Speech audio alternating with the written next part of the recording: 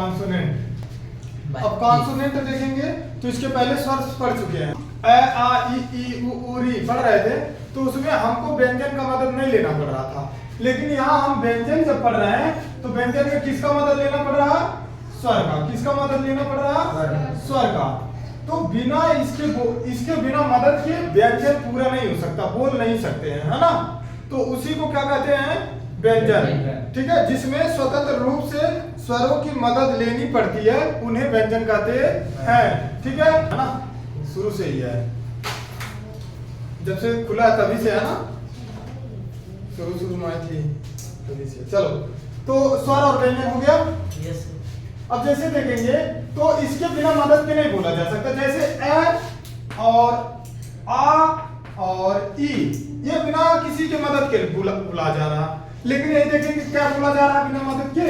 नहीं, क्योंकि क तो क प्लस ए बराबर क, ये हो रहा। उसी तरीके से ख प्लस ए बराबर ख, ख ग घ। उसी तरीके से तो इसमें कौन मिक्स है? स्वर। कौन मिक्स है? स्वर। इसमें कौन मिक्स है? कौन मिक्स है? स्वर मिक्स है।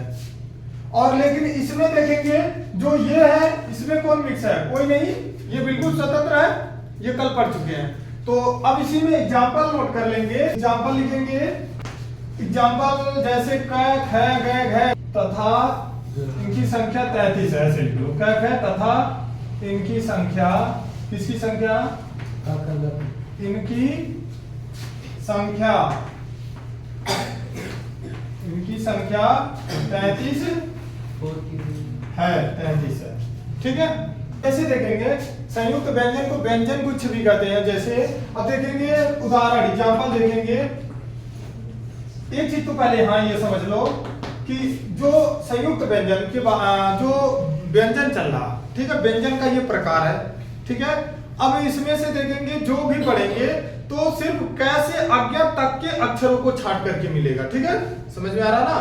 ऐसे आहा तक का समाप्त हो गया, स्वर में तीनी में समाप्त हो गया। अब जो व्यंजन चल रहा, व्यंजन में से अब मिलेगा अलग अलग।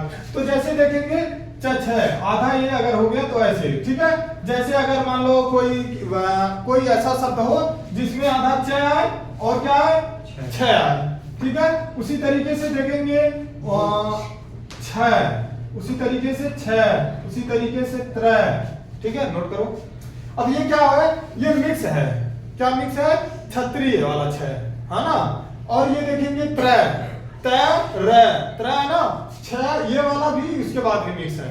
नोट करो। सा, जैसे देखोगे मस्सा, मस्सा। अब ये देखेंगे अगर इसी को काट दे, मस्सा में ये काट दे तो देखेंगे ये मिक्स है ना, मिक्स है। उसी तरीके से नेहा कक्कड़, कौन कक्कड़? नेहा कक्कड़, कंकड़ नहीं, ठीक है, कक्कड़, ये वाला। ठीक है, अब देखेंगे इसी में इसको हम उड़ा दें, अगर ये और ये काट दें, ये काट दें, तो देखो ये क्या हो गया? संयुक्त व्यंजन। क्या हो गया? संयुक्त व्यंजन, है ना। उसी तरीके से सम्मान, क्या है? सम्मान, सम्मान। अब ये अगर इसी में देखेंगे ये है सम्मान, सम्मान। ठीक है, अब इसी में अगर देखेंगे इसको हम रब कर दें, रब कर दिए, इसको भी रब कर दें, रब कर दिए। अब क्या बचा? ममान। तो ममान एक ही में है, क्या है?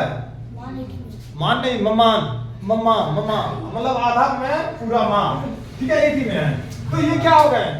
संयुक्त व्यंजन वाले वर्ड हो गए। कैसे हो गए? संयुक्त व्यंजन वाले वर्ड हो गए। क्या है?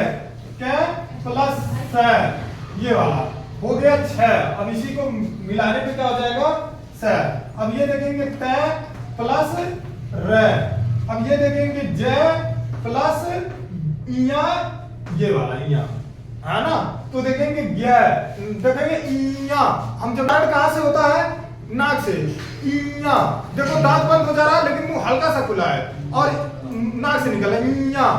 उसी तरीके ज्ञा, थोड़ा देखेंगे पहले तुरंत बैठ रहा, ज्ञा पहले बैठ रहा, तुरंत तक ज्ञा होते ही खुल जा रहा, या पे खुल जा रहा, लेकिन ये तो नाक मुंह बंद हो जा रहा। ठीक है, अब जैसे देखेंगे अ आ ई उ, मुंह का आकार बनता है ना, बन रहा ना, ऐसे थोड़ी ना, ऐसे मुंह खोल दो, ऐसे अ आ ई उ ऐसे नहीं बन पाएगा ना फिर, क्योंकि मुंह जैसे जितना ही त्रोड़ मरोड़ होगा, जितना ही आकार लेगा, उतना ही शब्दों को अच्छे से सेंटेंस वाइज बैठा करके निकलेगा। तो उसी तरीके से देखेंगे जय प्लस इया, क्या इया नाक से जाता है ना। जैसे देखेंगे क्या अंगा, तो मुंह बंद हो जाता है, क्या अंगा, अंगा पे क्या होता है, नाक से आता है, नाक से बन बना के आता है ना। इया, तो इया पे क्या हो रहा है, नाक से आ रहा है, ठीक है। इया ट ट ट आड़ा, अब इसमें नहीं बंद होगा। त त त न प प प मैं यह र ल स सकोट सा छोटा सा है छतरे त्रिशूल ज्ञानी, अब इसमें हल्का सा आया आधा, अर्ध नाक से निकला हुआ ज्ञा, और पूर्णता नाक से निकला हुआ इया, पूर्णता नाक से निकला हुआ अंगा, ये सब होता है।